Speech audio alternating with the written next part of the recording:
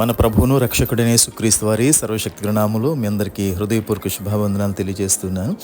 గడిచిన దినం ప్రకాశం జిల్లా గిద్దలూరు నుంచి వచ్చిన దైవజనరాలు మరి సుభాషిణి గారు పోస్ట్ చేసిన పోస్ట్ను చూడడం జరిగింది. వెంటనే మా ఎగ్జిక్యూటివ్ పరిశుద్ధ్ బాబు గారి ద్వారా ఆ విషయాన్ని సేకరించి వారితో మాట్లాడడం జరిగింది. అలా మాట్లాడిన తర్వాత వారికి తగిన సూచనలు ఇవ్వడం జరిగింది.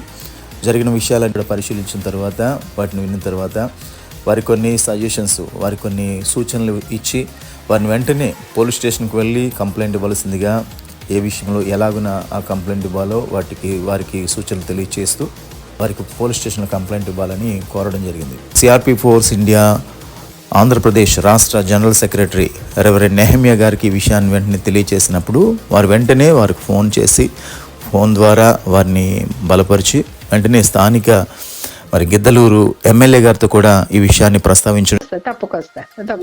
చిన్న విషయం కొరకు ఫోన్ చేశానమ్మా. చెప్పండి. మన గిద్దలూరులమ్మా ఆర్టీసీ బస్ స్టాండ్ దాటిన తర్వాత శ్రీనివాస గార్డెన్స్ కొత్తపట్నం హోటల్ ఏదో ఉందంటమ్మా. కొత్తపట్నం హోటల్ ఉంది. దానికి దగ్గరలో ఒక పాస్టర్ గారు మందిరం కట్టుకొని 4 years నుంచి అక్కడ చర్చి జరుగుతుందమ్మా. పర్మిషన్ ఆయన తీసుకున్నారంట. 4-5 years జరుగుతుంది. రెడ్డి గారు కన్వర్టెడ్. ఆ పాస్టర్ గారు ఫోన్ చేశారు, ఈ మధ్య ఎవరో ఇక్కడ చర్చి తీసేయండి, మీ వల్ల మాకు ఫ్లాట్స్ కి రేట్లు తగ్గుతున్నాయని ఏదేదో అన్నారంటమ్మా.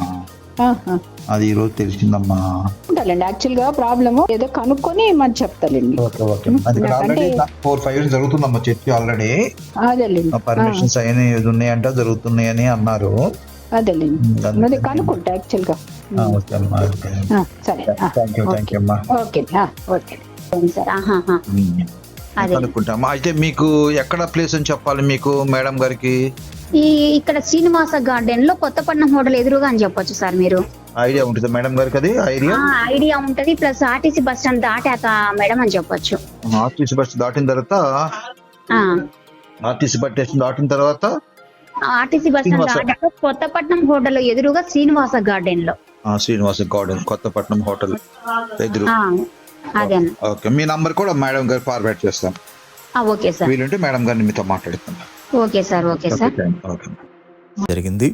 మరి వీటి వెనుక ఉంటున్న మరి ఈ మందిరం విషయంలో వెనుక ఉండి ఈ మందిరం విషయంలో మరి ఆటంకపరుస్తున్న వారందరి విషయంలో కూడా తప్పకుండా చర్య తీసుకోవాలని చెప్పేసి మేము డిమాండ్ చేస్తూ ఉన్నాం. ప్రత్యేకంగా వారికి న్యాయం జరిగేంత వరకు క్రైస్తవ హక్కుల పరిరక్షణ దళం తప్పకుండా పోరాడుతుంది.